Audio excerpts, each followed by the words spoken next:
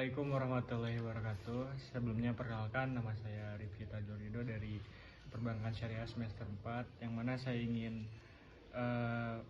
memaparkan sedikit pemahaman saya mengenai metode penelitian kualitatif, yang mana ada 6 jenis.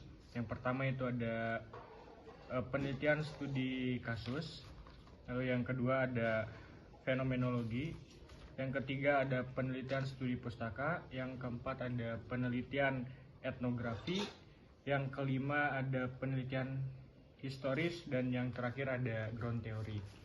Yang mana seperti yang kita tahu bersama ya mengenai penelitian yang pertama, yaitu adalah penelitian studi kasus, yang mana penelitian ini sangat fundamental dan juga sangat banyak dijumpai ataupun digunakan oleh para mahasiswa. Yang mana sedikit penjelasannya adalah pendekatan ini digunakan untuk menganalisis studi kasus ataupun fenomena yang terjadi di lingkungan kita ataupun di masyarakat.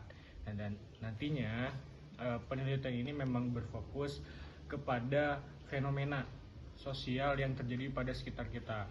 Nantinya kita akan cara mengumpulkan datanya itu ada beberapa metode. Yang pertama itu ada observasi, yang kedua itu ada wawancara, dan yang ketiga itu ada dokumentasi. Dan cara mengelola data tersebut itu menggunakan Miles dan Haberman, yang mana reduksi data, lalu penyajian, dan yang terakhir adalah penarikan kesimpulan. Nah, dari data-data yang sudah kita ambil dari wawancara, terus dari observasi, kita harus mengelolanya terlebih dahulu dengan cara tadi. Yang pertama itu adalah mereduksi, dalam arti memilah dan juga memilih data mana saja yang harus kita masukkan ke dalam hasil kajian kita tersebut. Lalu yang kedua itu ada penyajian, yang mana setelah kita reduksi, setelah kita memilah dan juga memilih data-data tersebut, lalu kita itu menyajikan dalam bentuk narasi. Lalu yang terakhir itu ada penarikan kesimpulan. Nah, misalkan contohnya itu kita ambil misalkan implementasi akad mudharabah di Bank Syariah Mojokerto misalkan. Nah, data yang harus kita ambil ataupun latar belakang yang harus kita ambil adalah mungkin bisa saja mengenai data literatur keuangan syariah, dalam arti perbandingan antara bank konvensional dan juga bank syariah. Nah, seperti itu. Lalu yang lanjut, yang kedua itu ada penelitian kualitatif fenomenologi, yang mana berfokus kepada pengalaman subjektif seseorang. Dan data yang digunakan untuk penelitian ini adalah data primer, dalam arti kita harus terjun langsung kepada masyarakat. Dengan cara apa? Seperti yang pertama tadi, studi kasus, yaitu dengan cara wawancara, observasi, dan juga yang namanya studi dokumentasi. Yang mana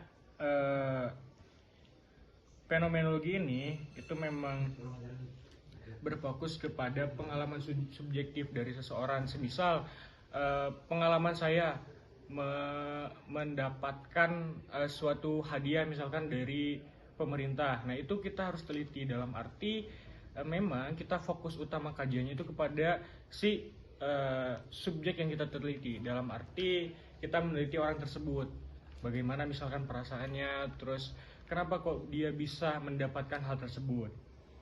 Dan cara mengelola datanya sama seperti yang kedua, menggunakan Miles dan Haberman, yakni reduksi, penyajian, dan juga penarikan kesimpulan. Lalu yang selanjutnya itu mengenai penelitian studi pustaka. Metode ini atau metode penelitian studi pustaka ini menggunakan data-data dari berbagai sumber tulisan, buku, artikel, dan lain sebagainya. Yang mana beda dengan yang pertama dan yang kedua, ini memang penelitian studi pustaka ini data-datanya itu diambil dari literatur, baik itu buku, artikel, jurnal, dan lain sebagainya. Jadi memang bukan kepada seseorang ataupun bukan kepada individu. Jadi ya memang kita mencari artikel dan jurnal, lalu kita meneliti hal tersebut. Yang mana data yang digunakan itu adalah data sekunder. Dan cara pengumpulan datanya ya seperti yang tadi saya bilang, itu menggunakan artikel dan juga buku. Contoh analisis ini misalkan mengenai pemikiran Soekarno, misalkan mengenai demokrasi. Nah, itu kan kita tidak bisa yang namanya mewawancara beliau ya, karena beliau sudah tidak ada. Jadi kita ambil dari literatur, entah itu jurnal, artikel, dan lain sebagainya. Itu. Lalu yang keempat ada penelitian etnografi, yang mana etnografi ini menyelami budaya sebuah komunitas ataupun kelompok. Dengan cara apa? Dengan cara bisa seperti yang 1 dan juga 2, itu wawancara, observasi, dan juga studi dokumentasi. Jadi memang metode etnografi ini berfokusnya kepada pengalaman suatu kelompok ataupun komunitas seperti itu. Dan data yang digunakan adalah data primer. Contoh misalkan kita ambil contoh misalkan judul kehidupan masyarakat Pang misalkan di kota Bandung. Nah, data yang kita harus ambil adalah mungkin bisa perbandingan antara jumlah anak Pang di Jakarta dan juga di Bandung gitu. Misalkan kenapa kok di Bandung ini lebih banyak anak-anak Pangnya. Nah, kita teliti kenapa hal tersebut bisa terjadi. Apakah memang karena pengangguran yang banyak di kota Bandung itu bisa menyebabkan tingginya jumlah anak Pang di sana atau lain sebagainya. Oke, jadi yang kelima itu ada yang namanya penelitian historis ataupun naratif, yang mana penelitian yang berfokus pada analisis peristiwa fenomena masa lalu untuk memahami konteks sejarah. Data yang digunakan dari penelitian ini adalah data sekunder, dan juga cara mendapatkan datanya itu bisa dengan wawancara, observasi, ataupun studi dokumentasi.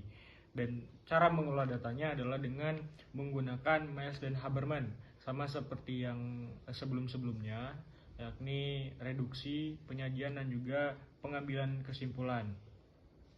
Misalkan contoh dari penelitian naratif ini, kita ngambil misalkan pengalaman nasabah BSI dalam memakai